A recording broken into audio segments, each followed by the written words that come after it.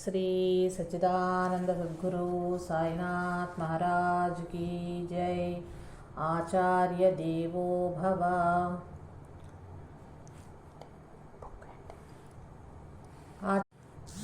ఆచార్య అమృత లేఖావళి గ్రంథం పేరు. చిన్ననాటి నుండి రుజువు కాని దేనిని నమ్మని మనస్తత్వం కలవారు ఆచార్య శ్రీ ఎక్కిరాల భరద్వాజ. 17వ ఏటనే తన ఉపనయన సమయములో తన మమతానురాగాన్ని చూరగొన్న అన్నగారి కుమారుడు తను చాలించాడు. నాటి నుండే దుఃఖం అంటే ఏమిటి, మృత్యువంటే ఏమిటి, అసలు జీవితం అంటే ఏమిటి, మానవుని తత్వం ఏమిటి అన్న సత్యాన్వేష తనలో మొదలైనట్లు ఏది నిజం గ్రంథంలో తెలియజేస్తారు. ఈ సంఘటన వీరి జీవితంలో మొదటి మలుపు. 21వ ఏట ఆంగ్లంలో MA పట్టా పొందిన శ్రీ ఎక్కిరాల భరద్వాజ IAS పరీక్షలో ఉత్తీర్ణులయ్యారు. వీరు కేవలం ప్రాచీన గ్రంథాల మీద, నమ్మకాల మీద ఆధారపడక స్వయంగా తీవ్ర పరిశీలన సలిపారు.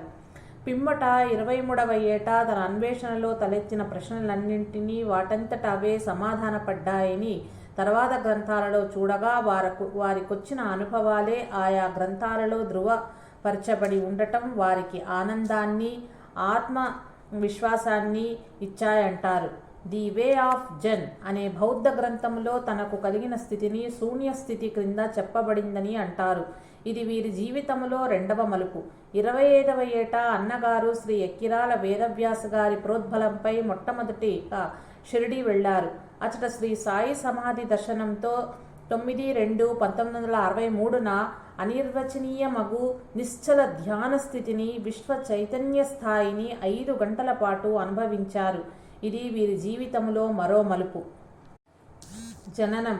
కవి సామ్రాట్ విశ్వనాథ్ సత్యనారాయణ గారన్నట్లు 4 వేదాలపై శ్రీ అనంతాచార్యులు చేసిన కృషి ఫలితమే 4 వేదాల్లాంటి 4 కుమారులు. వీరిలో చివరివారు శ్రీ భరద్వాజ.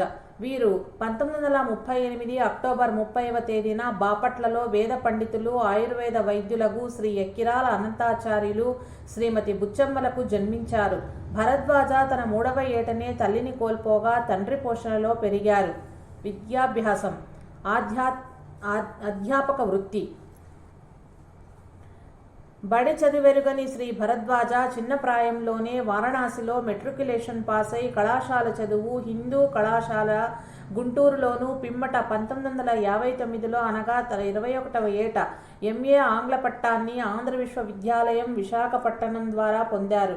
IAS లాంటి పదవుల్ని చేపట్టక 23వ ఏట నుండే ఒంగోలు, హైదరాబాదు, బాపట్ల డిగ్రీ కళాశాలల్లోనూ ఆంగ్లోపన్యాసులుగా పనిచేసిన వీరి 1969 జూలై నుండి NBKR సైన్స్ అండ్ ఆర్ట్స్ కళాశాల విద్యానగర్, నెల్లూరు జిల్లాలో ఆంగ్లోపన్యాసులుగా చేరారు. మహాత్ముల ఆశీస్సుల మేరకు మార్చి 6, 1975వ సంవత్సరంలో అనగా 36వ ఏట అనుకూలవతి జిల్లమూడి అమ్మ భక్తురాలకు మన్నవ అలివేలు మంగమ్మ గారిని ధర్మపత్నిగా స్వీకరించారు.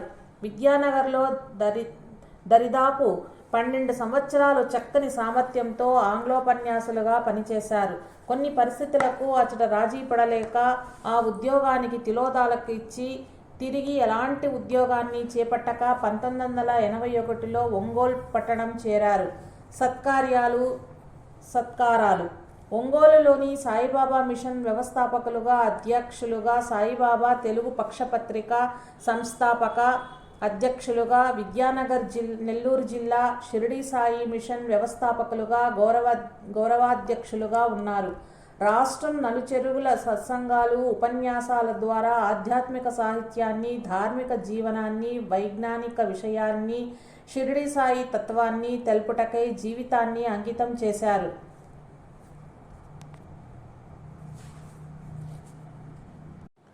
ఆస్తి నాస్తి చర్చలు.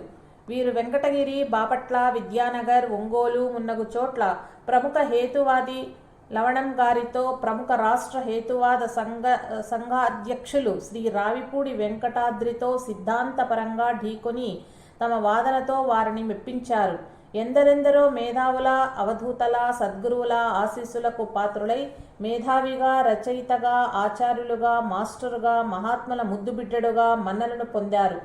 1989 ఏప్రిల్ 12 ఉదయం 8 గంటలకు ఒంగోలు పట్టణంలో తమ పంచ భౌతిక శరీరాన్ని చాలించిన శ్రీ ఎక్కిరాల భరద్వాజ జీవితము ఒక విజ్ఞాన వీచిక, ఒక సాధనా తరంగం.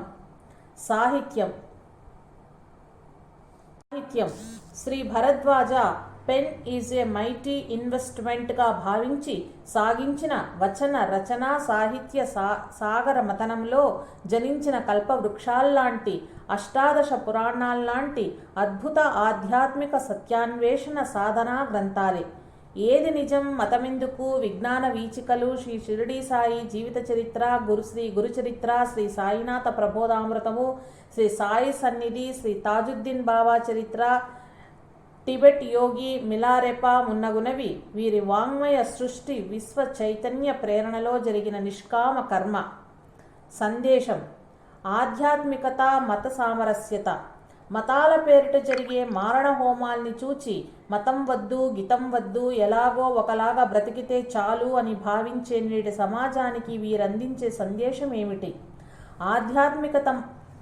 ఆధ్యాత్మికత మతం అంటే చర్చీలు, మసీదులు, గుడులు, గోపురాలు గుర్తిస్తాయి. వాటి పేరిట జరిగే మారణ హోమాలు గుర్తొస్తాయి. కానీ విద్యార్జన సరిగా చెయ్యని విద్యార్థిని చూచి విద్యే వద్దని, అణుబాంబు మారణ హోమం చూసి విజ్ఞాన శాస్త్రమే అక్కర్లేదనటం ఎలా ఉంటుందో అలాంటిదే మతాన్ని నిరసించటం అంటారు శ్రీ భరద్వాజ. ప్రగతిదాయకం, శ్రేయోదాయకమైన మత విధానాన్నే ఆధ్యాత్మికంగా గుర్తించవచ్చు. సకల చరాచర సృష్టి శక్తిమయం. ఈ శక్తి చైతన్యమయం. అంతటా వ్యాపించి ఉన్న చైతన్యంలో తాదాత్మ్యత చెందటమే ఆధ్యాత్మికత. పతితులకు, భ్రష్టులకు, బాధ సర్పదుష్టులకు మానవజాతి యావత్తు దుఃఖాగ్నిలో దహిస్తూ ఏడవాల్సిన గతి పట్టకుండా తృప్తి, శాంతి, ఆనందాలతో జీవితాలకు సంపూర్ణ వికాసం చేకూర్చేదే ఆధ్యాత్మికత అన్నది ఆచార్య శ్రీ భరద్వాజ ప్రధానోద్దేశ్యము. నైతిక విలువల్ని చక్కగా పెంపొందించగల ఏకైక మార్గము ఆధ్యాత్మిక విద్యయే అని ప్రతి తల్లి, తండ్రి తమతో పాటు బిడ్డలకు క్రమశిక్షణతో కూడిన ఆధ్యాత్మిక అవగాహన కలిగించేటట్టు చేస్తే కానీ సమాజానికి, దేశానికి, మానవజాతికి స్థిరమైన స్వస్థత చేకూరదంటారు. ఆధ్యాత్మిక పరిణితిలో చివరిది, విశిష్టమైనది పండితాస్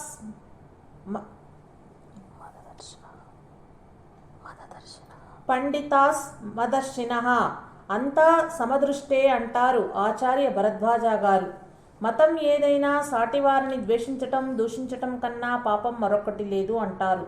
శ్రీ సాయినాథ ప్రబోధామృతం, శ్రీ సాయి లీలామృతం గ్రంథాల్లో హిందూ ముస్లిం ఐక్యతలకు శ్రీ షిరిడి సాయి పాటుపడినట్లు శ్రీ తాజుద్దీన్ బాబా చరిత్రలో ఎందరో బ్రిటిష్ అధికారులు హిందూ ముస్లిములు వారి దర్శనానికి వచ్చినట్టు తెలియజేస్తారు. మతం ఏదైనా మహదానందం పొందటమే కావలసింది. పదార్థం ఏదైనా ఆకలి తీరటమే కదా ప్రధానం.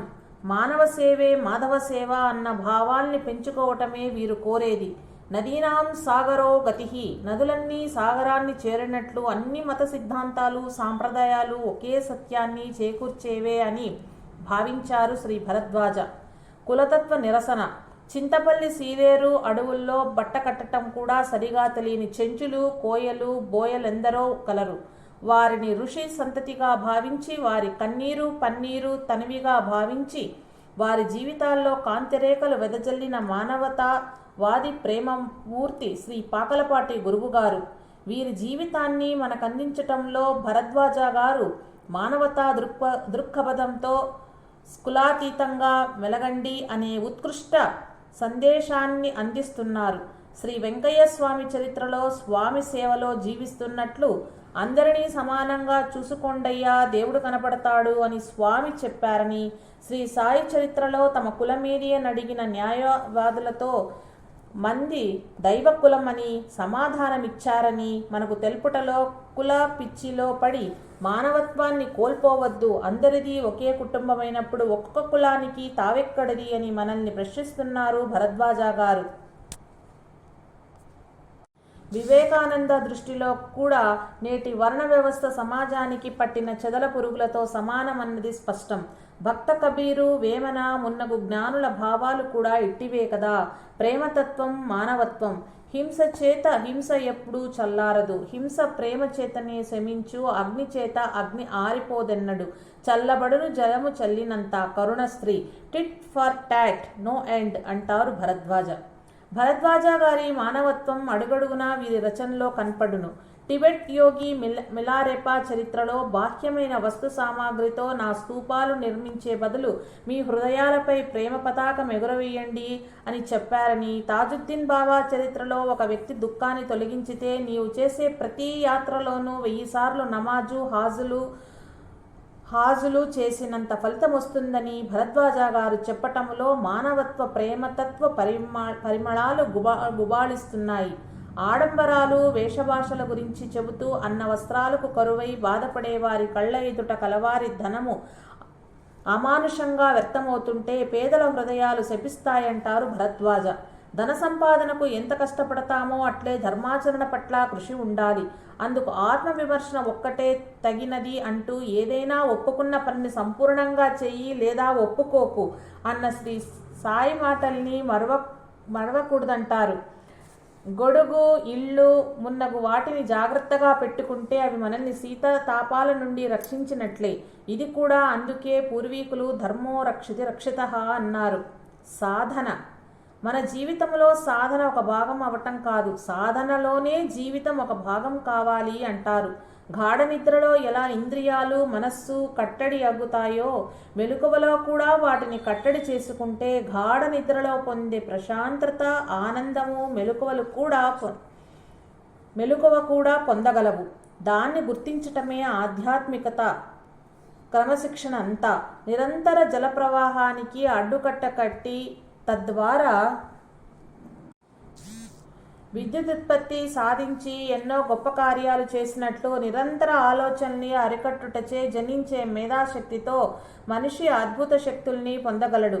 అందుకు వ్యర్థంగా గడిపే కాలాన్ని మహాత్ముల చరిత్ర పఠన మున్నగు వాటితో సద్వినియోగం చేసుకోవాలి అంటారు. గురి కొరకు గుర్తుల్ని పెట్టుకున్న మనిషి గుర్తుల్లోనే ఇరుక్కొని గురిని పోతాడంటారు భరద్వాజ గారు. ప్రముఖ తత్వదర్శి శ్రీ జిడ్డు కృష్ణమూర్తి ఆలోచనల నుండి వచ్చిన ఆకారాన్ని పూజించటానికి అలవాటు పడి ఆలోచనని దూరంగా ఉంచుతాము. ఆలోచన ప్రధానంగా తీసుకుని జీవించాలి అంటారు. ముక్కు మూసుకొని మూలాన కూర్చోవటమే ధ్యానం కాదు. అప్పుడప్పుడు అందరిలో కలుస్తూ మనల్ని మనం పరిశీలించుకోవాలి. అప్పుడే మనలోని బలహీనతలు బయలుపడతాయంటూ అనుక్షణం ఆత్మవికాసానికి పాటుపడటమే జీవిత లక్ష్యం కావాలి అంటారు ఆచార్యులు. గురువు ఆవశ్యకత, నకిలీ గురువులు.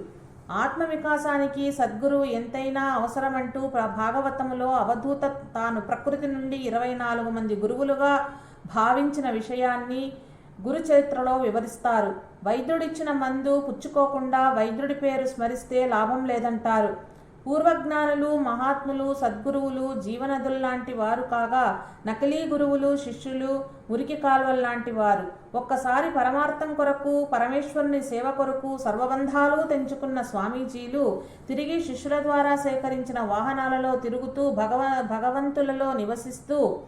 భగవంతులలో నివసిస్తూ విలాసాన్ని ఆశించటం సరికాదంటారు.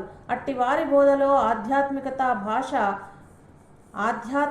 భాషా పదజాలాలు మధురంగా, రాగయుక్తంగా కనిపించినప్పటికీ త్యజింపదగనిదే అని అంటారు. శ్రీ భరద్వాజ, శ్రీ రమణ మహర్షి, రామకృష్ణ పరమహంస, క్రీస్తు, కబీరు, షిరిడి సాయి లాంటి జ్ఞానుల, సద్గురువుల జీవితాన్ని చూస్తే సింపుల్ లివింగ్, హై థింకింగ్గా జీవితం ఉండాలన్నది తెలుస్తుంది. మనశ్శాంతి లేక అసంతృప్తిలో కొట్టుమిట్టాడుతున్న నేటి సమాజంలో అందరూ పఠించి ఆచరించి ఆనందించదగిన శ్రేయో మార్గము వీరి రచనలో మనకు లభిస్తుంది. వీరు గ్రంథము కోటి ఎందున్న ధర్మ సర్వస్వము అధీతి, బోధ, చరణ ప్రచారములతో మానవాళికి సేవ చేస్తారు. అదే ఆచార్యుల వారిలోని సుగుణం. ఏ సిద్ధాంతానికో అమ్ముడుపోక, ఎటువంటి సంకుచిత భావాన్ని పాఠకుల నెత్తిని రుద్దక, జిజ్ఞాస